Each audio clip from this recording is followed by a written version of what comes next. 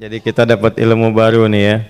Ada sedekah mentok, ada orang sudah mentok baru sedekah gitu ya. Ya, jadi saya berikan rumusan Qur'annya. Sebetulnya itu standar.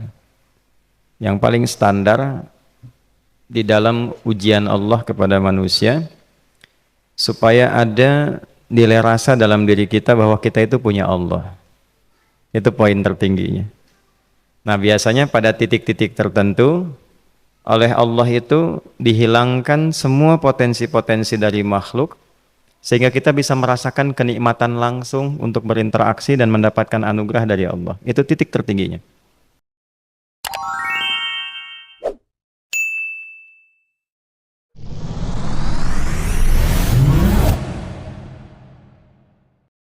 Ada sedekah mentok, ada orang sudah mentok baru sedekah gitu ya. Ya, jadi saya berikan rumusan Qur'annya. Sebetulnya itu standar. Yang paling standar di dalam ujian Allah kepada manusia supaya ada nilai rasa dalam diri kita bahwa kita itu punya Allah. Itu poin tertingginya. Nah, biasanya pada titik-titik tertentu oleh Allah itu dihilangkan semua potensi-potensi dari makhluk sehingga kita bisa merasakan kenikmatan langsung untuk berinteraksi dan mendapatkan anugerah dari Allah. Itu titik tertingginya. Sambil contoh begini. Nabi Zakaria itu yang paling viral di Al-Quran, salah satunya divonis oleh manusia tidak akan mungkin punya keturunan. Secara klinis mustahil karena istrinya divonis monofus dan mandul. Secara medis semua sudah angkat tangan. Tapi apa yang dilakukan? Nanti ini akan melahirkan rumus di Quran surah kelima Al-Maidah ayat 35. Nanti jadi rumus standar dari apa yang dialami oleh beliau ini. Di titik itu beliau menangkap isyarat bahwa ketika manusia sudah mengatakan tidak mungkin, itu tanda awal dari Allah supaya kita langsung memohon kepadanya karena Allah ingin memberi tanpa perantara siapapun. Maka dilakukanlah kemudian sholat. Sholat itu dalam bahasa Arab, terjemahan kitanya artinya sesuatu yang tersambung, terkoneksi. Karena itu saat kita sedang sholat, kita sedang menyambungkan diri kepada Allah. Anta'budallaha ka'annaka tarah. Kata Mas Ihsan tadi. Kita menyembah Allah dan kita merasa diawasi, dinilai oleh Allah. Maka dalam sholat itu beliau meminta. Ya, permintaannya viral. Qala rabbi habli min ladunka dzurriyyatan thayyibah innaka sami'ud du'a. Bahasa bebasnya begini, ya Allah, semua memvonis aku tidak akan mungkin punya keturunan. Sekarang aku memohon kepadamu saja yang tidak punya batas dalam pemberian. Nah, sebelum ke sedekah dengan harta, Allah mengajarkan dulu sedekahlah dengan tubuh kita. Karena tidak semua orang boleh jadi memiliki harta, tapi semua orang punya potensi untuk menggerakkan tenaganya untuk meminta. Oleh karena itu diletakkan sebelum harta itu sholat. Kenapa rukun Islam yang kedua sholat, selanjutnya zakat? Karena tidak semua orang bisa mengeluarkan harta. Kalau tidak ada satu pun mentok di harta, maka gunakan tubuh kita untuk menunaikan sholat. Itu rumus Nabi Zakaria. Maka beliau tunaikan di mihrabnya Maryam, minta ke Allah. Rumus kedua, sebut nama Allah, Asmaul Husna, sesuai kebutuhan kita. Jadi nggak harus 99. Misal, ini mau menuntut ilmu, sekolah, sebut ya Allah ya Alim, pemilik ilmu. Ada persoalan rizki yang ingin kita dapatkan, ya Allah ya Razak. Ada proyek, ada kegiatan yang kira-kira tantangannya tidak mudah, ya Allah ya Al-Fattah. Ini beliau minta karena divonis tidak mungkin, maka meminta kepada Allah dengan nama pemberian tanpa batas, namanya Wahhab. Disingkatnya Hab. Rabbi habli, ya Allah yang tak punya batas dalam pemberian. Mereka memvonis aku punya batasan, maka mohon anugerahkan darimu saja. Jika padamu belum sempat juga terkabul, maka mohon tunjukkan kepadaku dengan cara apa lagi aku mesti meminta. Maka dalam situasi mentok itulah kemudian turun langsung jawaban. Fanadathul malaikatu wa huwa qa'imun yusalli fil mihrab annallaha yubashshiruka bi Yahya. Tolong garis bawah ini. Orang-orang yang langsung memiliki kesadaran saat di titik paling krusial, terendah, dan kita merasa tidak punya apa-apa, lalu ada kesadaran kita punya Allah dan meminta, itu seketika nggak ada sekat. Langsung dijawab. Seketika.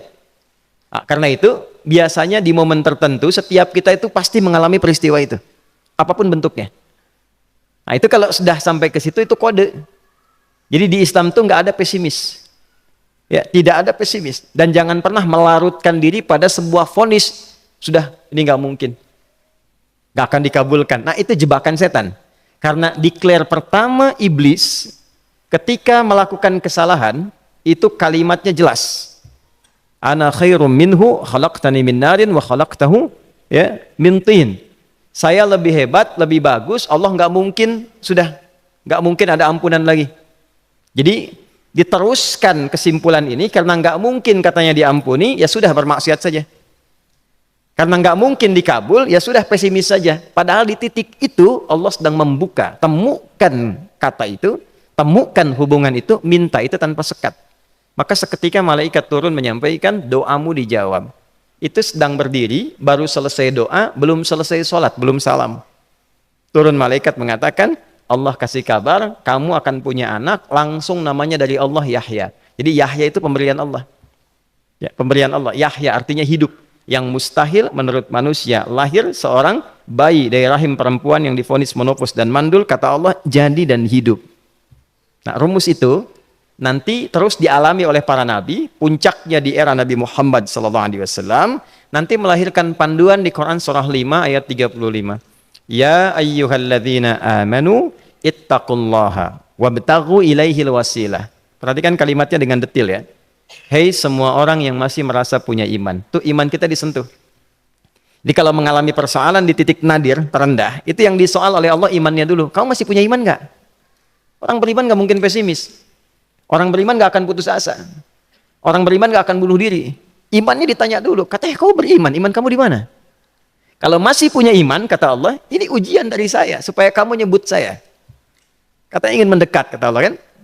Ittaqullah, nah ini rumusnya. Wabtaghu ilaihil wasilah. Kalau engkau pengen cepat dapat solusi, maka aku berikan perangkat untuk cepat mengabulkan doamu itu. Perangkat itulah disebut dengan takwa. Nah, takwa itu ada urutan, 240 kali disebutkan dalam Al-Quran, dibagi pada 3 segmen. Segmen ibadah ritual, segmen ibadah sosial, satu lagi segmen rumah tangga.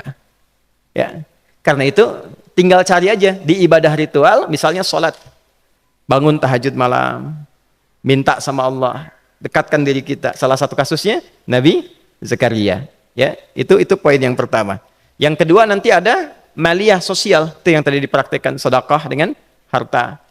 Ya, tidak harus banyak, yang penting Allah minta apa, ikhtiarkan, nggak akan dilihat berapapun nilainya. Yang dilihat itu ada nggak kemampuan mengimplementasikan imannya, itu poinnya.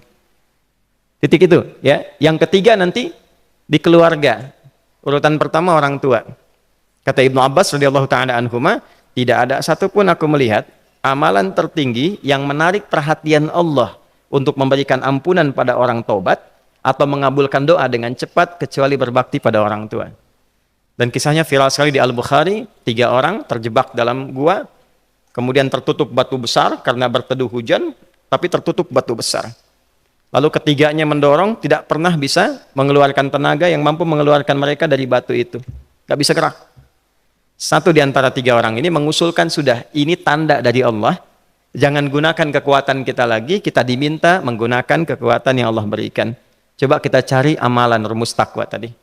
Satu di antara 3 itu mengatakan, ya Allah, saya punya seorang ibu. Setiap kali saya berangkat kerja, saya akan selalu siapkan hidangan untuk ibu, khusus untuk susu sebelum tidur, itu saya yang minumkan langsung kepada beliau. Itu berlanjut selama hidup saya seperti yang kau ketahui. Satu kali, saya pulang dari kantor, dari pekerjaan, ibu saya sudah tertidur. Sementara susu belum diminum. Dan kami putuskan tidak ada yang berani menyentuh susu dan minuman makanan kecuali ibu terlebih dahulu. Maka saya putuskan memegang nampan susu di samping ibu yang tertidur dan menunggu beliau bangun. Tiba beliau bangun tengah malam, saya berikan susunya tanpa saya katakan saya telah menunggu cukup lama untuk memberikan susu itu. Ibunya nggak dibangunkan, dibiarkan istirahat dengan nyaman, begitu bangun diberikan susu tanpa komen sedikit pun. Nggak bilang, "Mas, sebetulnya udah lama tadi nungguin deh." Langsung diberikan. Seketika ibu senang istirahat dan lalu mengatakan pria ini, "Ya Allah, jika engkau ridha dengan amalku ini, maka mohon bebaskan kami dari kungkungan batu ini." Lalu ketiganya berikhtiar mendorong, yang tadinya tidak punya kekuatan, seketika batu itu menggelinding dan membebaskan 3 orang itu. Nah itu persegi dalil yang sebetulnya jadi pedoman hidup. Dalil itu kan pedoman bahasa Arabnya. Pedoman berkehidupan. Kita di Islam itu lengkap. Jadi kalau kita mengalami kasus itu dimanapun, ya, baik di kedudukan, di usaha, di pengetahuan, sudah mau ngapalin mentok, gitu ya, itu ujian.